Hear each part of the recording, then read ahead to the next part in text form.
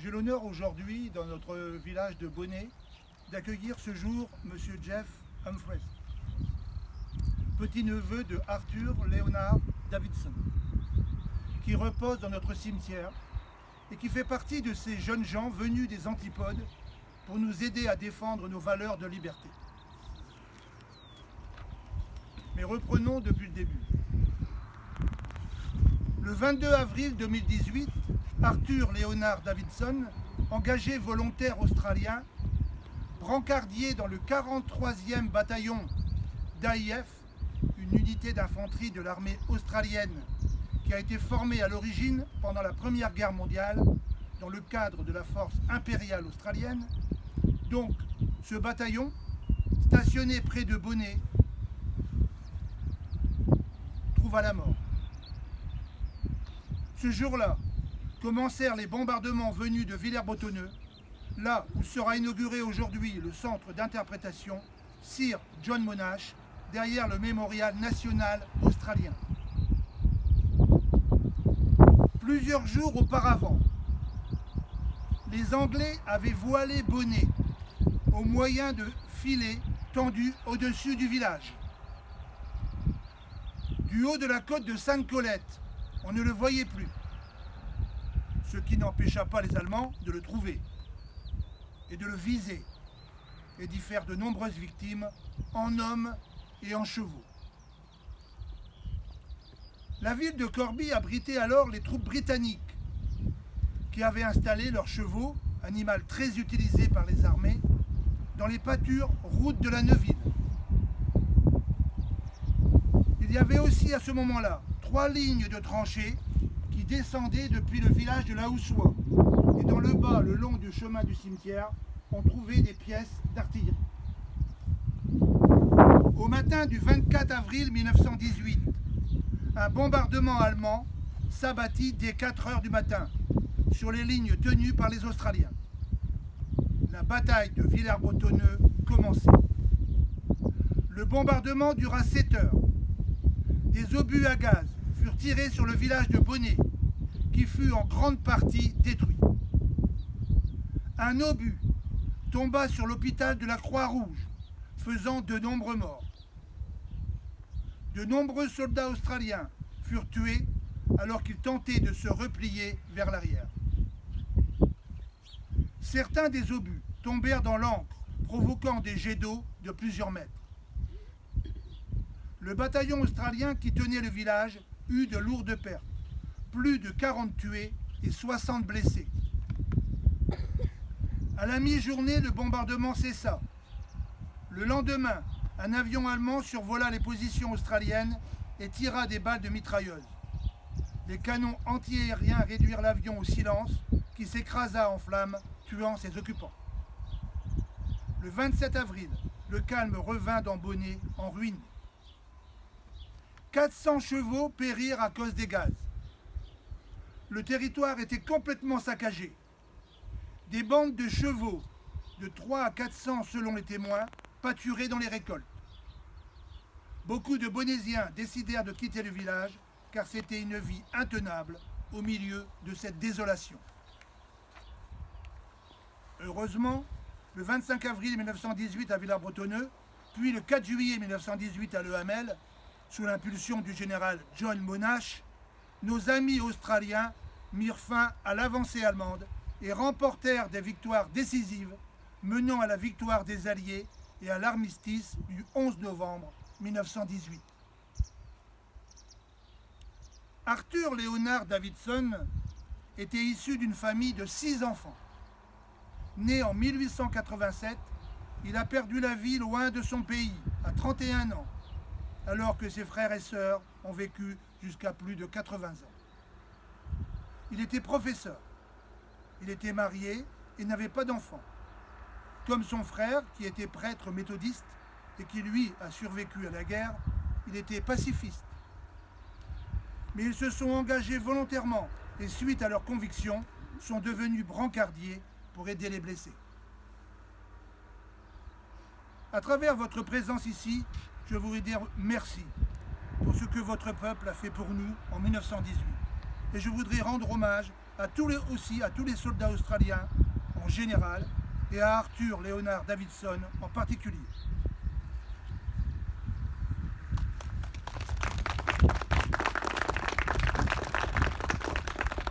Alors nous allons maintenant nous rendre sur la tombe de Arthur Leonard Davidson. Vous voulez nous suivre?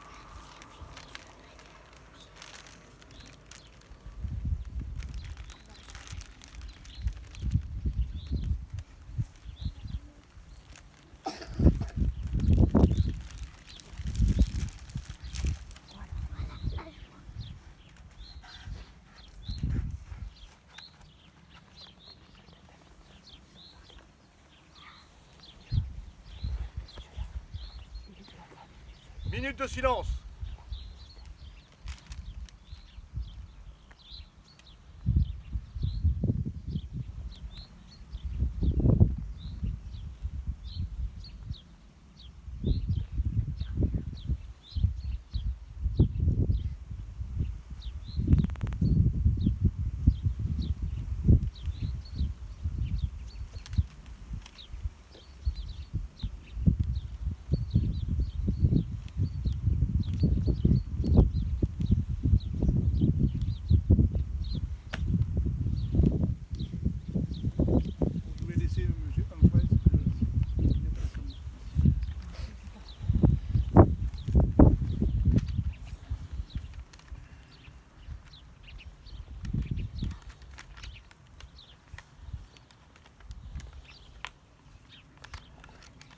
Merci pour l'invitation de visiter le cimetière aujourd'hui pour cette cérémonie.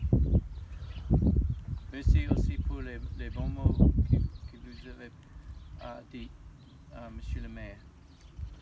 Je voudrais parler en français et puis un peu en anglais. Je suis ici pour souvenir mon grand-oncle Len, Arthur Leonard Davidson, qui est mort il y a 100 ans, le 22 avril 1918.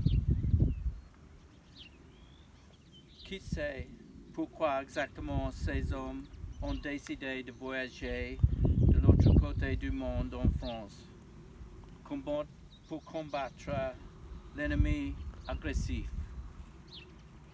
Il était volontaire. Il s'identifie avec la Grande-Bretagne. Comme les Français, il détestait la tyrannie et il aimait la liberté. Ils sont venus pour supporter ceux qui ont déjà fait la guerre, ceux qui ont déjà tombé, ceux qui continuaient à faire cette guerre terrible. Je suis ici pour souvenir un qui n'est pas revenu en Australie. Je représente sa famille en Australie. Je représente les petits-enfants de ses frères et ses sœurs, et ses enfants, et ses enfants. Nous souvenons sa femme, ses parents, ses frères et ses sœurs qui pleuraient. Mais peut-être si Len et ses camarades pourraient nous voir aujourd'hui, cette scène de paix, tranquillité, prospérité et liberté, j'espère qu'ils penseraient que leur sacrifice n'était pas futile.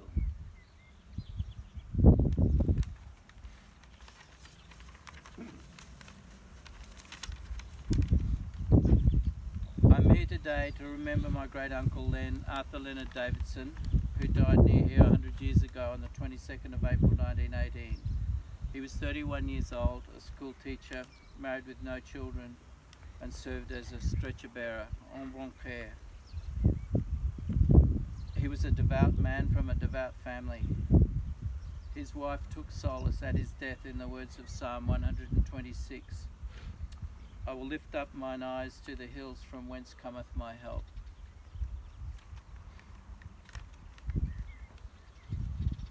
If Len and his comrades who also died resisting a militaristic aggressor could see this scene, its peace, tranquility, prosperity and freedom from tyranny, the commitment of the people of France and Australia to peace and freedom that continues as strong as ever, perhaps they would consider that they did not die in vain.